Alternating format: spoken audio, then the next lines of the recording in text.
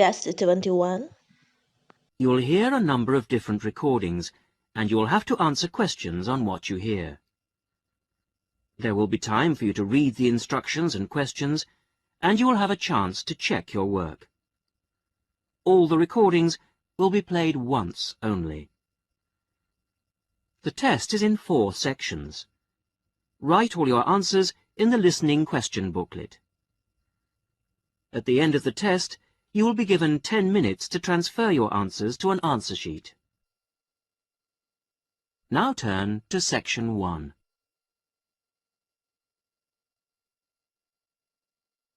Section 1. You will hear a conversation between the receptionist of a language school and a student who has just arrived for the first morning of his English course. First, you have some time to look at questions 1 to 5.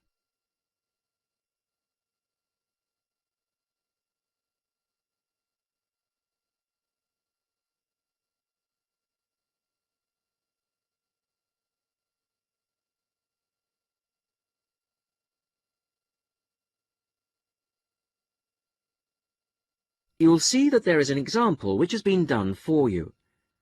On this occasion only, the conversation relating to this will be played first. Sorry to keep you waiting. Well, firstly, let me give you this booklet. It tells you a bit more about the school, the courses and the social activities we offer. Now, on the first page, there's an outline of this morning's activities. There, you see. The programme starts at 10 o'clock.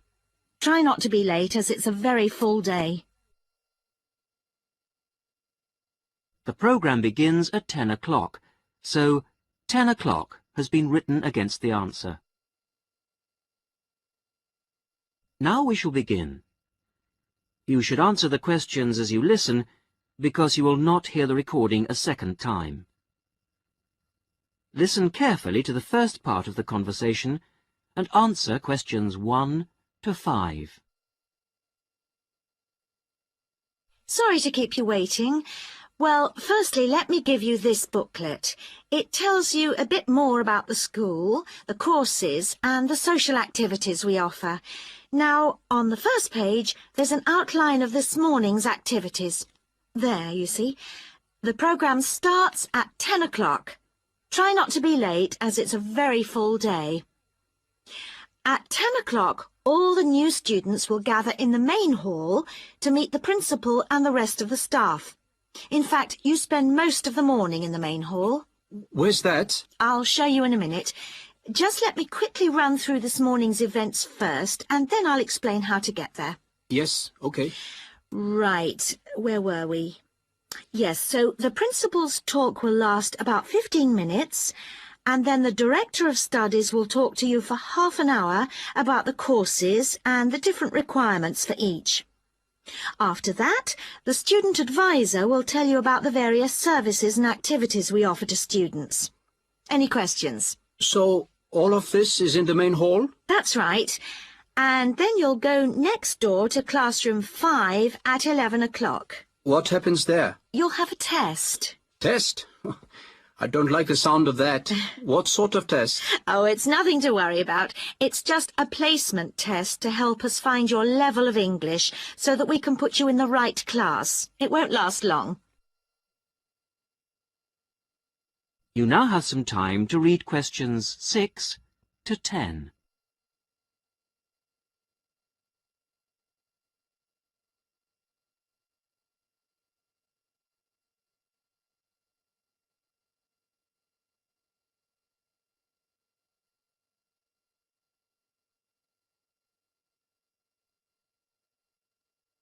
Now listen carefully and answer questions 6 to 10. But how do I find the main hall? Right. If you look on the back of the booklet I gave you, you'll see a map of the school. Let me show you. Look, you came in through the main entrance here, and now we're here at reception. Now, to get to the main hall, you walk on to the end of this corridor in front of you, and then you turn left. Walk along past the language laboratory and then past the library, which is next to the language lab on the same side, and facing you is the main hall at the end of the corridor. You can't miss it. So it's next to the library, in fact. Yes, that's right. I should be able to find that. And do you have a computer laboratory? Yes, we do. Could you tell me where that is? Certainly, yes. You go down to the end of this corridor again, but this time don't turn left, turn right, away from the main hall. The computer lab is immediately on your right, OK? Mm-hmm. And where's the staff room in case I need to find a teacher at some stage? The staff room is near the main entrance, on the left over there, just opposite the reception desk. In a day or two, I'm sure you'll find your way around very easily. Oh, one last thing. Is there a student common room? Oh, yes, I forgot to mention that. It's this area here, very close to where we are now, to the right of the reception desk as you come in the main entrance. There's tea and coffee facilities there. Great. Thank you very much. You're welcome. That is the end of section 1. You will now have half a minute to check your answers.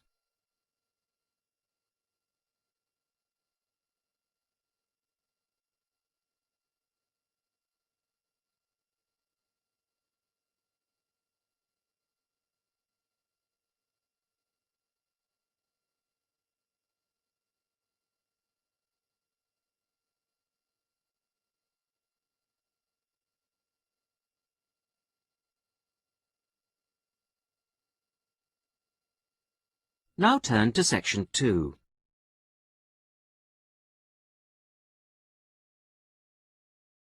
Section 2. You will hear a talk given to new students about a university advisory service. First, you have some time to look at questions 11 to 15.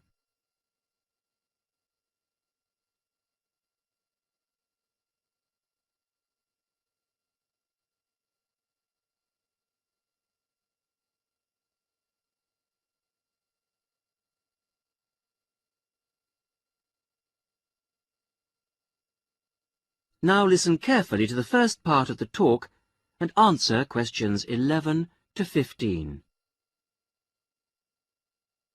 Hello, everybody, and welcome to this informal meeting about the University Helpline. The Helpline was set up 10 years ago by the Students' Union, and it aims to provide new students to the university with a service that they can use if they need information about practical areas of student life that they're unfamiliar with. Let me give you some examples of the type of help we can offer. We can provide information on financial matters. For example, you may feel that your grant is insufficient to see you through college life, or you may have some queries regarding the fees you're paying if you're an overseas student. In both cases, the helpline would be able to go through things with you and see what the outcome might be. Another area we can help with is what we generally term the domestic area, things such as childcare and the availability of nursery provision, for example, come under this. Then there's academic issues that may arise while you're in the early stages of your course that you may not know what to do about. You may wish to know more about essay deadlines, for example, or how to use the library. There are all kinds of questions you will find yourself asking and not knowing where to get quick answers from. The helpline would be able to provide these. The last example I've given here is simply termed social. And yes, there is a lot of social life here, but you may have a particular interest you wish to pursue, or you may wish to participate in outings or trips if you don't know many people at the moment. Before you hear the rest of the talk, you have some time to look at questions 16 to 20.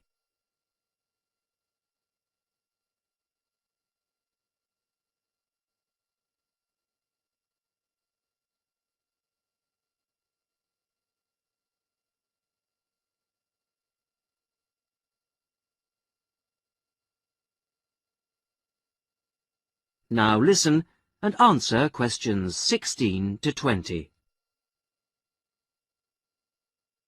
Let me give you some details so that you know where to go and who to see if you want to pay us a visit. Generally, you'll see our helpline officer, Jackie Kouachi. That's Kouachi. Jackie is a full-time employee of the Student Union, and she works in the Student Welfare Office. That's the office that deals with all matters related to student welfare, and it's located at 13 Marshall Road. I have some maps here for those of you who haven't been there yet. If you wish to ring the office, the number is 326-9940. That's 326-9940. The office is open between 9:30 and 6 o'clock on weekdays and from 10 to 4 on Saturdays. And there'll be somebody there, usually Jackie or myself, between those times. If you want to make an appointment, you can phone or call at the office in person. Please note that it may not be possible for anyone to see you straight away, particularly if it's a busy time, lunchtime for example, and you may have to go on the waiting list and then come back later. Well, enough from me. Any questions? That is the end of section 2. You will now have half a minute to check your answers.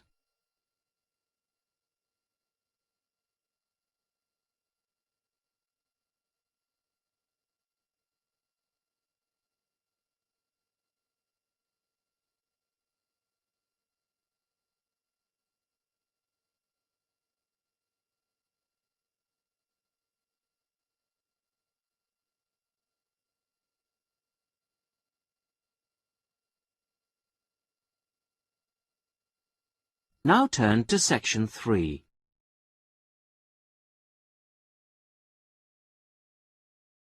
Section 3. You will hear the beginning of a tutorial on a business studies course. The tutor is discussing job interviews with two students, Muriel and Dave. First, look at questions 21 to 24.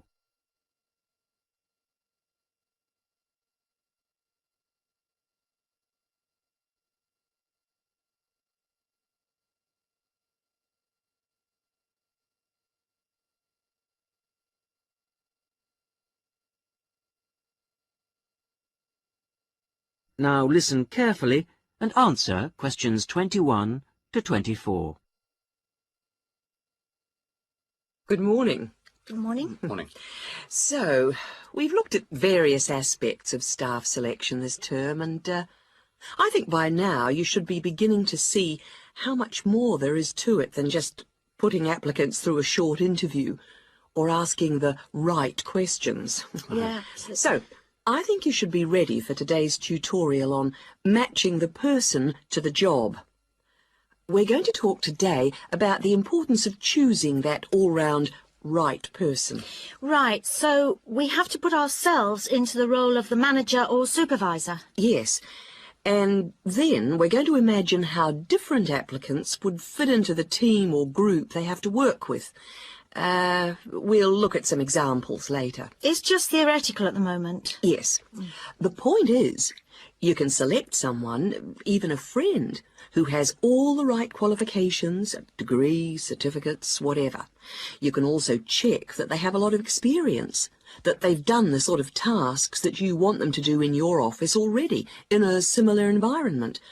But if they start work, and you realise that they just don't get along with everybody else, that, say, they've got sharply contrasting views on how something will work, well, with the best will in the world, you may be backing a loser. Wouldn't it be just a question of company training, though? Not always, particularly in a team situation. And I think it's important to think in terms of that type of working environment. People have to have faith in each other's ability to carry out the task their boss has set them. They have to trust that everyone will do their part of the job. And you can't necessarily train people for this. But it's like trying to find out what someone's personality is like in a job interview. I mean, you just can't do that.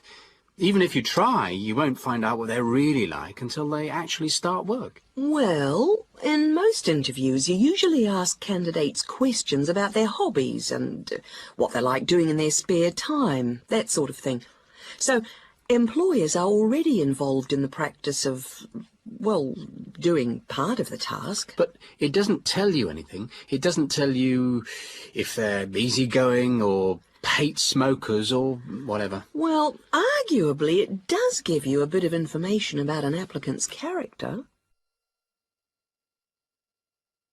Now look at questions 25 to 30.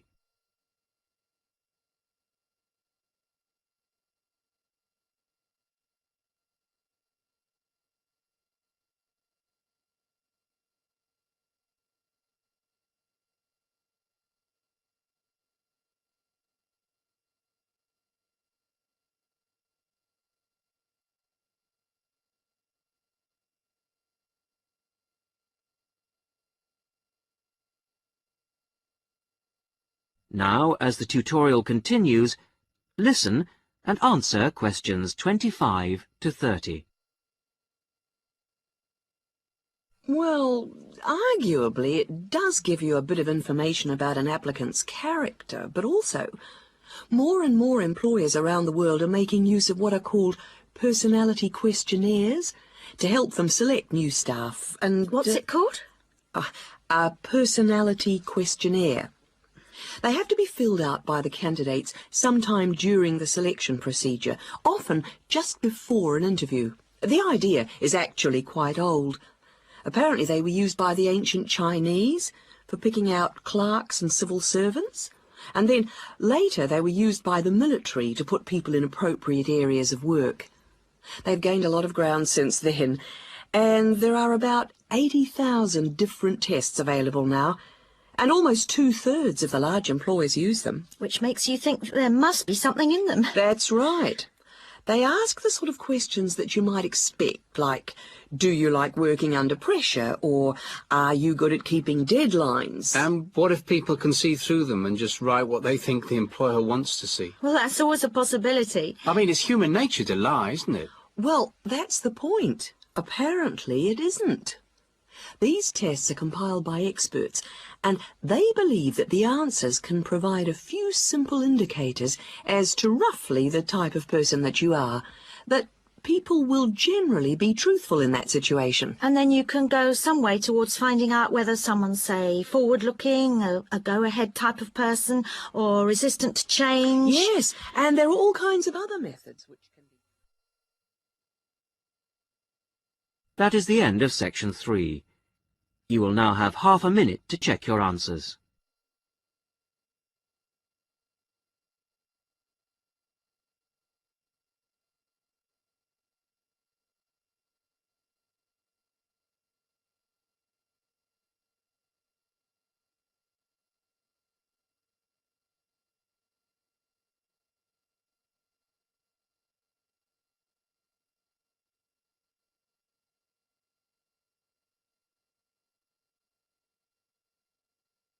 Now turn to section 4.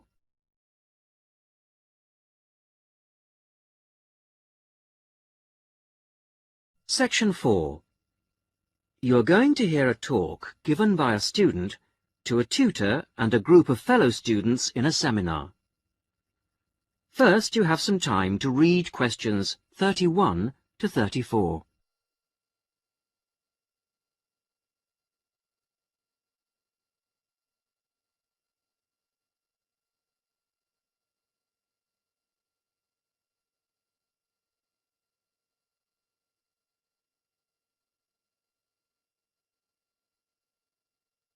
Now, as you listen to the beginning of the talk, answer questions 31 to 34.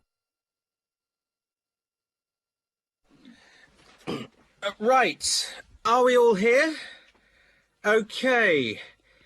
As you know, today Vivian is going to do a presentation on the hat-making project she did with her class during her last teaching practice. So, over to you, Vivian. Thanks.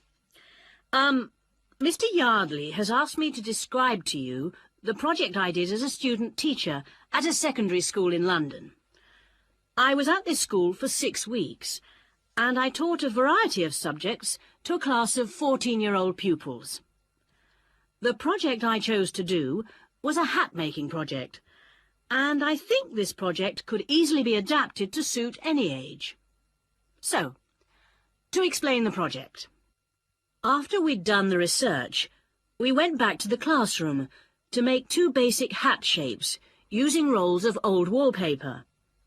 We each made, first of all, a conical hat by, well, if I show you now, cutting out a circle and then making 1 cut up to the centre and then, overlapping the cut like this. A conical hat that sits on your head. The other hat we made was a little more complicated. First of all, we cut out a circle again, like this. Then you need a long piece with flaps on it. I've already made that bit, which I have here. You bend the flaps over and stick them with glue or Pritt stick to the underside of the circle, like this. Again, I've prepared this so that I don't get glue everywhere. The pupils do, of course, so you need plenty of covers for the table. And there you have a pillbox hat, as in pill and box. Now, variations and combinations of these 2 hat shapes form the basis of the pupils' final designs. Now you have some time to look at questions 35 to 40.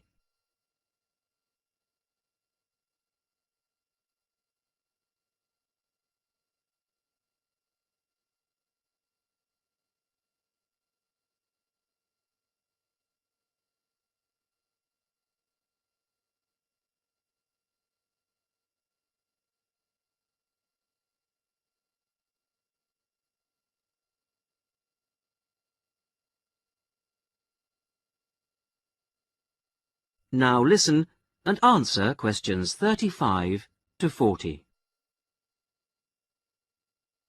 The next stage of the project was the design phase, and this involved, first of all, using their pages of research to draw a design of their hat on paper.